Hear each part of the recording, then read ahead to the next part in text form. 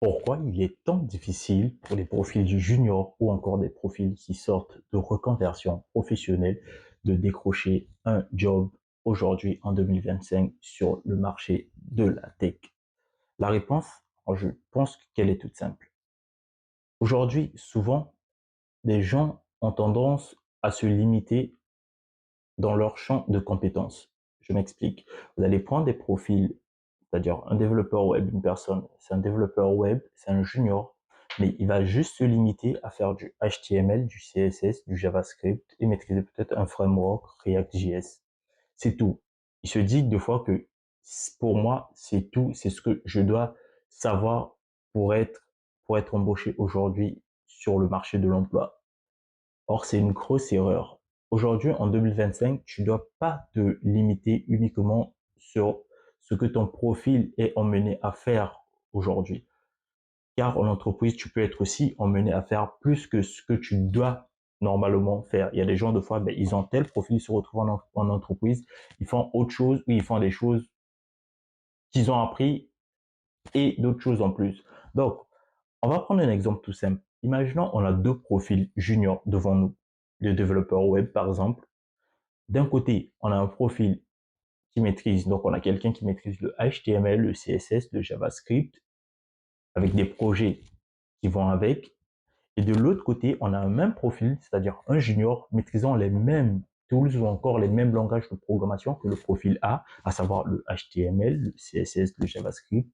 Mais en plus de cela, cette personne maîtrise des tools comme Docker, Kubernetes, Terraform, une bonne connaissance par exemple des pipelines CI/CD, ben, devant un recruteur, c'est sans appel que le profil B va plus taper dans l'œil des recruteurs que le profil A.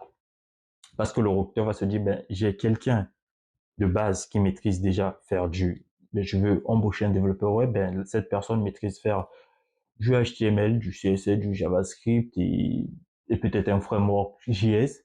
Mais en plus de cela, a des bonnes compétences, ben, ou maîtrise plus ou moins Docker, maîtrise plus ou moins Kubernetes, sait déployer une infrastructure as code avec des outils comme Terraform, ben, le recruteur va plus se pencher sur ce profil B.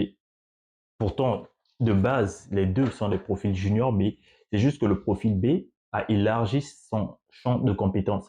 Et cela, ça s'applique presque pour tous les profils dans tous les domaines, que tu sois analyste de données, que tu sois data scientist, que tu sois développeur back-end ou encore ingénieur de données, ça s'applique aussi bien pour toi.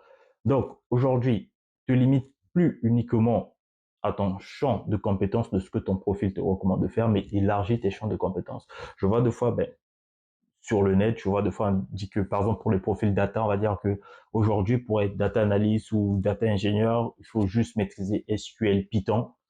C'est vrai. Il faut maîtriser les bases. Mais est-ce que, la vraie question à se poser aujourd'hui, est-ce qu'en maîtrisant uniquement les bases aujourd'hui, on peut décrocher un emploi? Oui et non. Oui et non, tu peux décrocher un emploi juste en maîtrisant ces bases-là, mais ça va toujours être un surplus pour toi sur le marché de l'emploi quand tu maîtrises les bases et en plus quelque chose d'autre qui surpasse tes bases ou qui se combine bien avec les bases que tu maîtrises déjà.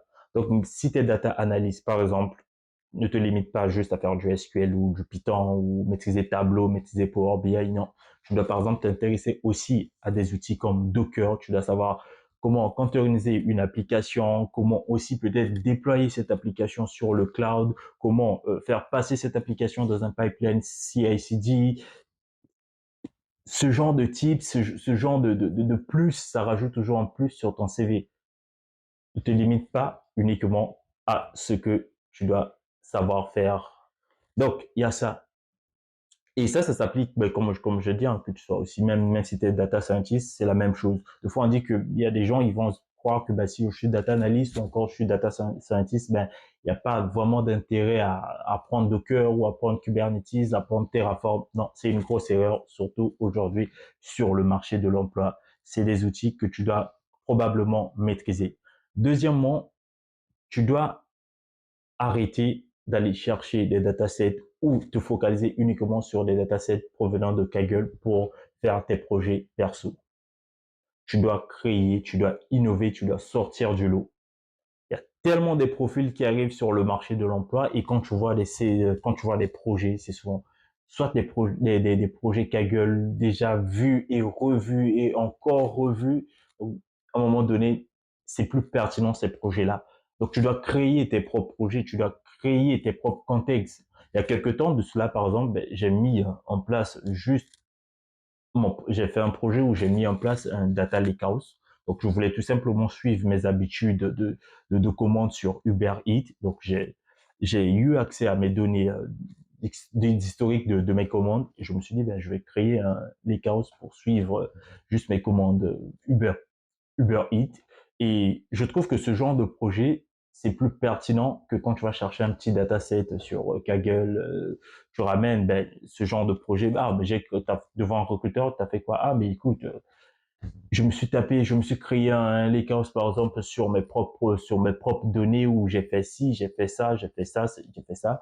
Si tu veux pas te limiter uniquement à tes propres données, tu peux élargir, par exemple, en allant créer tes datasets avec des LLM comme ChatGPT, Claude. Tu peux demander, je veux telle donnée sur tel domaine, sur telle entité. Ça peut être, par exemple, imaginons le cas de la sécurité sociale, tu peux demander à ChatGPT ou à Claude de te générer des données d'un utilisateur de la sécurité sociale. Et à partir de cela, tu peux chercher des métriques et donc tu auras déjà un dataset unique parce que ce genre de données, c'est pas forcément des données qu'on va trouver sur Kaggle. Donc, ça va aussi t'emmener à réfléchir autrement, à trouver des projets à faire autres que ceux qui existent déjà sur Kaggle. Donc, il y a aussi ce côté. Donc, ne te limite pas uniquement, Kaggle, c'est bien, donc, je le recommande, mais ne te limite pas uniquement aux données provenant de Kaggle. Tu dois être innovant. Donc voilà ce que j'avais à te partager. J'espère que cette vidéo t'a plu. Ben, si jamais ça t'a plu, tu peux laisser un petit pouce bleu ou encore me laisser ton commentaire et n'hésite pas surtout à t'abonner pour ne rien rater des prochains épisodes. Ciao, ciao.